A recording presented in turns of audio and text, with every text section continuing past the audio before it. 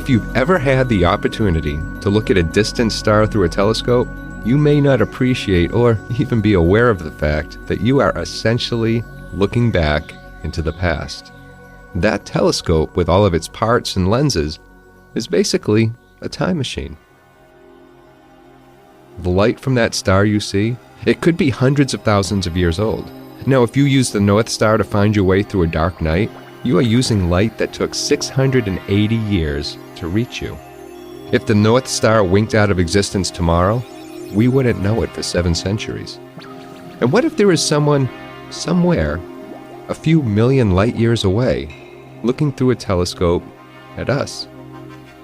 It is conceivable that they would be looking back at our past, when dinosaurs roamed the earth.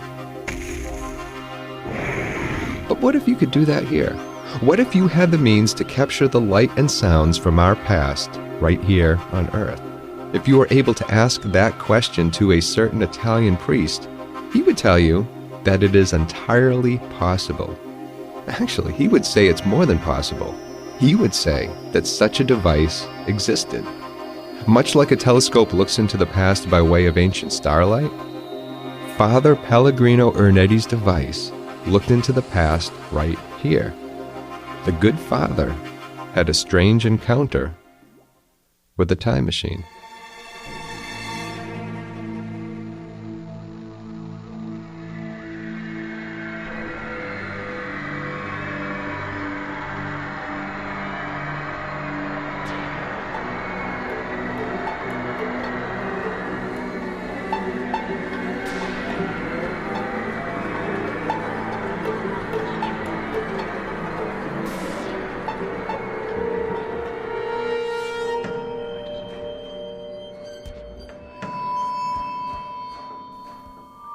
In May of 1972, the papers were filled with stories about U.S. nuclear weapons testing in Nevada. You could also read headlines about Nixon's trip to the Soviet Union to meet with Leonid Brezhnev. In entertainment news, the TV show All in the Family was celebrated at the Emmys, and as far as music goes, Carly Simon was honored at the Grammys for her song It's Too Late. All in all, not much has changed when it comes to news stories. The thing was, back then it was harder to get an article published, let alone noticed. There was no internet. There were no blogs and no social media to share things by. So, when a little article appeared in an Italian weekly claiming that a machine had been invented that photographs the past, those who read it sat up in their chairs and took notice. The article went on to say that a Benedictine priest and scientist named Father Pellegrino Ernetti had been part of a team of physicists who created this device. We'll get to the other physicists who supposedly helped Ernetti in a few moments. But Ernetti had proof that this device wasn't a hoax, and that it did exactly what he said it did. It looked back into the past. We know a little bit more about this device from French Catholic priest and writer François Brun. Around the time of the Italian newspaper article, Father Brun happened to meet Ernetti one brilliant afternoon on a ferry ride in Venice. The two men got to talking, first about their vocations and then about things a bit more esoteric. And when it came to diving into the subject of biblical interpretations, Ernetti made a strange comment. He told Father Brun that such discussions were somewhat irrelevant because of a certain device he had a hand in making. This device worked like a TV. In fact, the viewer simply had to turn a few knobs, adjust a few levers, and they could sit back and watch ancient events unfold on the screen in front of them. It wasn't just images, but there was sound as well. While the rest of the world watched The Tonight Show or, say, Gunsmoke, he could watch Lincoln's Gettysburg Address exactly as it happened. 7 years ago, the way he explained it, much like the light from stars comes to us through space, there are little bits of quantum data floating around out there, around us, that contain these images. All one needs to do is tune into the right quantum wavelength, sit back, grab your popcorn, and watch. The device, he explained, is called a chronovisor. So what had Ernetti seen using the chronovisor? Well, according to him, many things. But perhaps the most incendiary claim is He said he'd actually witnessed Judas's betrayal of Christ at the Garden of Gethsemane, as well as the crucifixion itself. He even had a picture of the event to prove it. So how? How was this accomplished? Who helped him to build it? And who was this team of physicists? As Ernetti continued to speak, the revelations stunned Brun.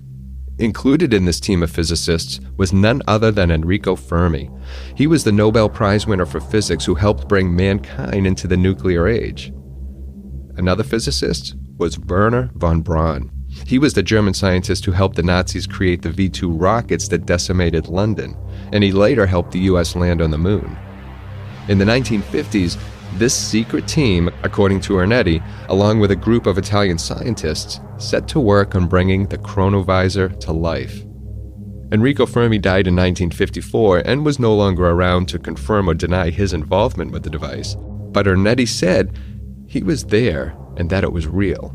Von Braun has never made any statements about this device. Confirmations or denials aside, Ernetti produced another bit of evidence. Alongside the picture of Christ's final moment on the cross, Ernetti also tuned into and witnessed a performance of Thyestes. Thyestes was an ancient Roman play by the father of Latin poetry, Quintus Ennius. Ennius died in 169 BC, and only a few fragments of his works survive. And the play itself was thought to be lost to history. Until, of course, the chronovisor enabled Father Ernetti to transcribe what he was watching, and to support this, Ernetti turned over a piece of his transcription. So what was Father Brun to make of all of this? Could he see the chronovisor for himself? Now imagine the things you could tune into given the chance. The possibilities are endless, and you could fill the rest of your days tuning into the past. Popular entertainment wouldn't stand a chance against it. Why watch a documentary about Shakespeare's plays? Or even one about Guy Fawkes' plot to blow up the British Parliament, especially when you could watch the actual events.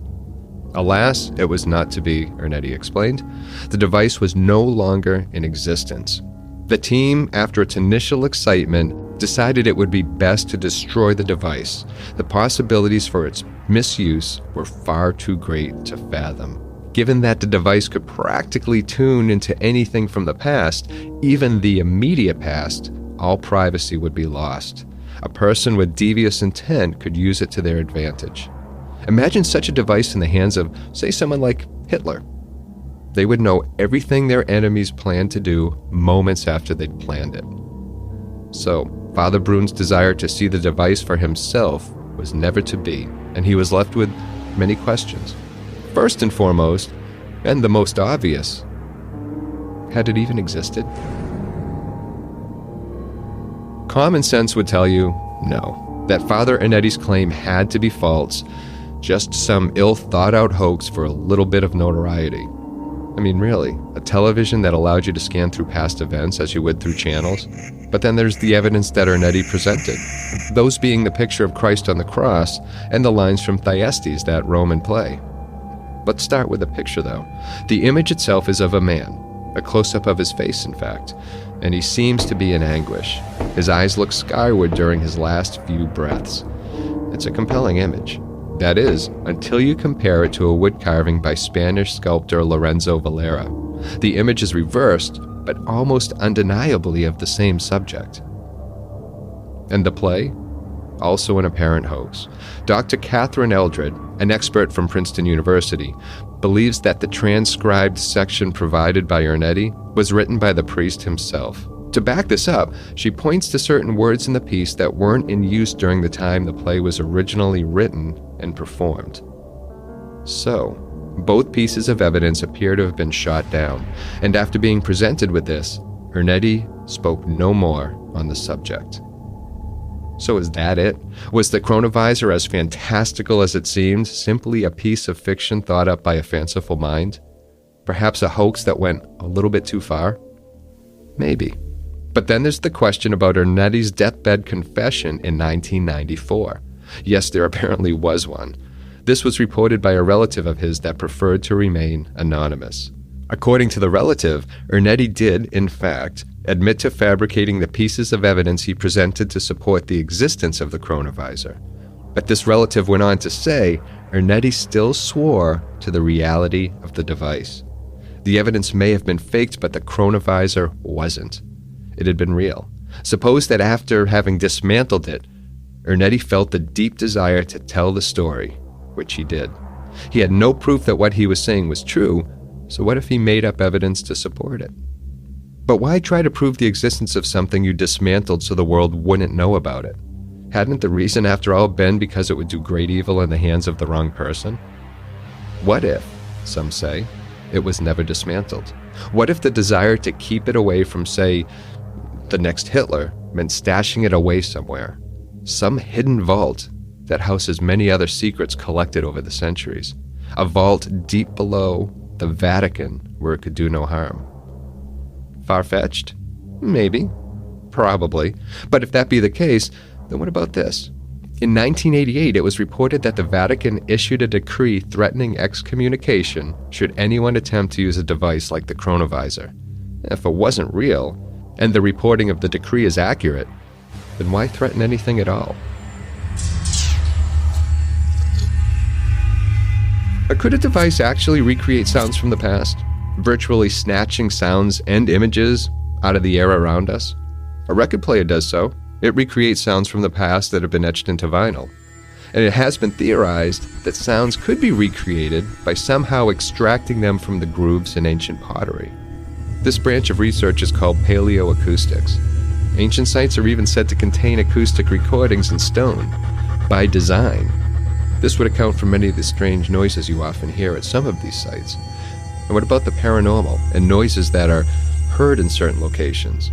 Could they be echoes of the past captured in the surrounding architecture and landscapes? Maybe. Maybe they're just waiting for the right device to pull it out. So check this out. In 2014, researchers at MIT found it possible to extract audio and visual information from the vibrations recorded by, get this, a potato chip bag through a soundproof glass.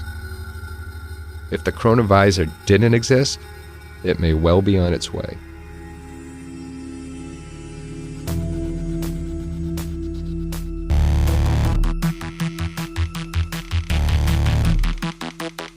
Thank you for listening. And if you haven't already, please subscribe and leave a review. It will help the show greatly. And if you know someone who might enjoy the show, tell them about it. You can also help support the show by going to strangeencounters.org. I would really like to hear your suggestions for future episodes. And if you've had a strange encounter with something unusual or paranormal, I would love to hear it. Visit the contact page for information on submitting your story. You can find that at strangeencounters.org/contact. And until next time, please take care of yourself. It's a strange world out there. Good night.